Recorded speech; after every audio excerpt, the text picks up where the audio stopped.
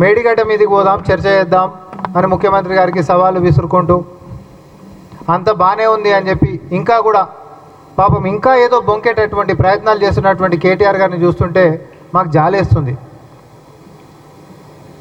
గౌరవనీయులు ముఖ్యమంత్రి వర్యులు చాలా స్పష్టంగా చెప్పిండు, ఎవరైనా రాజకీయంలలో ఉంటున్నటువంటి వాళ్ళు ప్రతిపక్ష నాయకులు అనేటోడు ఎవరైనా అసెంబ్లీ పెడితే అది చట్టసభలో ఆన్ రికార్డ్ ఉంటుంది కాబట్టి వాళ్ళు చేసినటువంటి పని ఏంది, మనం చేసినటువంటి పని ఏంది అనేటటువంటిది పారదర్శకంగా ప్రజల సమక్షంలో జరిగేటటువంటి చర్చకి ప్రాధాన్యతనిస్తూ ప్రతిపక్షం ఎప్పుడు అడిగినా కూడా అసెంబ్లీ గోదావరి మీద సపరేటు, కృష్ణా మీద సపరేటు, గత 10 సంవత్సరాల్లో జరిగినటువంటి లూటి, దోచిపెట్టినటువంటి దోపిడీ అన్నిటి మీద కూడా ఎవ్వరూ అభ్యంతరం మధ్యలో వ్యక్తం చేయకుండా సంపూర్ణ సమయము ప్రతిపక్ష నాయకులకు ఇస్తామని చెప్పి అధికారికంగా ముఖ్యమంత్రి గారు ప్రకటన చేసిన తర్వాత కూడా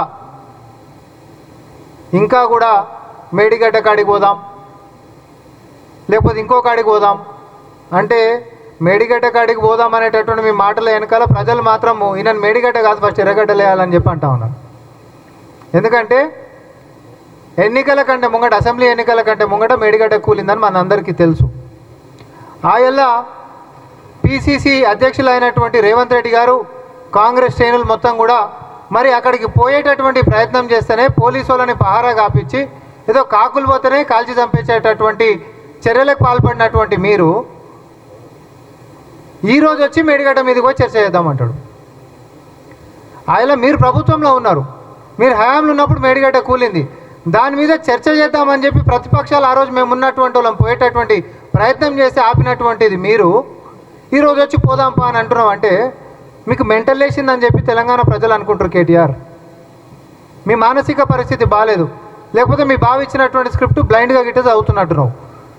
దాంట్లో కుట్రకోణం ఉంటుంది, మీ రాజకీయంగా మిమ్మల్ని పతనం చేసేటటువంటి అంశం మాత్రం ఉంటుంది. కాబట్టి గుడ్డిగా చదవకుండా కాస్త డేటాతోటి, వాస్తవాలతోటి, కొంచెం హిస్టరీని రిఫర్ చేసుకుంటా ముందుకు వస్తే మీకు కొద్ది గొప్ప క్రెడిబిలిటీ బతికేటటువంటి అవకాశం ఉంటుంది.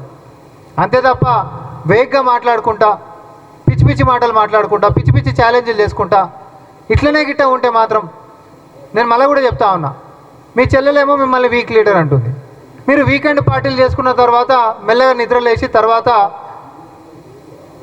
వారానికి ఒకసారి వచ్చి ఏదో ఛాలెంజ్ వదిలిపెట్టేసేయాలి, సోషల్ మీడియాలో ఫేక్ న్యూస్ ప్రాపగేట్ చేయాలి, పైసలు సకాలంగా ఇచ్చేసేయాలి, మళ్ళీ మాయమైపోవాలి. ఒక్కసారి మీ సోషల్ మీడియా మాధ్యమాల్లో పనిచేసేటటువంటి పిల్లలకి ఒక నెల రోజుల పైసలు ఆపురి, మీ అసలు రూపం ఏందో బయటకు వస్తుంది. మేము చెప్పేదల్లా ఒకటే, ముఖ్యమంత్రి రేవంత్ రెడ్డి గారు ఈరోజు ఉంటున్నప్పుడు బీఆర్ఎస్ పార్టీ అధ్యక్షుడు అయినటువంటి కేసీఆర్ గారు, లేకపోతే మాజీ ముఖ్యమంత్రి లెక్క కేసీఆర్ గారు ఉంటున్నప్పుడు మరి ఆనాడు పిసిసి అధ్యక్షుడు అయినటువంటి రేవంత్ రెడ్డి గారు సమ్మగూచీలు. ఆయన ఈయనకి ఛాలెంజ్ చేసుకున్న ఒక అందం చందం ఉంటుంది. కానీ నువ్వు మధ్యలో వచ్చి ఎవరో స్క్రిప్ట్ ఇవ్వగానే గుడ్డిగా చదివేసేసి ఎర్రగడ్డలు పడేటటువంటి మానసిక పరిస్థితికి నువ్వు పోతున్నావు అనేది మీరు తెలుసుకోవాల్సిందిగా మేము కోరుకుంటా ఉన్నాం. తుమ్మిడిహట్టి నుంచి మేడిగడ్డకి ఎందుకు మార్చిర్రో దానికి మీ కాడ జవాబు లేదు. గ్రావిటీతో వచ్చేటటువంటి నీళ్ళని పంపులు ఎందుకు పెట్టిర్రో దానికి మీ కాడ జవాబు లేదు. ఈ రాష్ట్రం మొత్తం వినియోగిస్తున్నటువంటి పవర్ కంటే కేవలం నీళ్లు తోడడానికి ఎక్కువ పవర్ అవుతుంది అనేటటువంటి యొక్క నిర్ణయాలకి ఎందుకు పోయినరో. Subscribe us and press the bell icon for more interesting updates.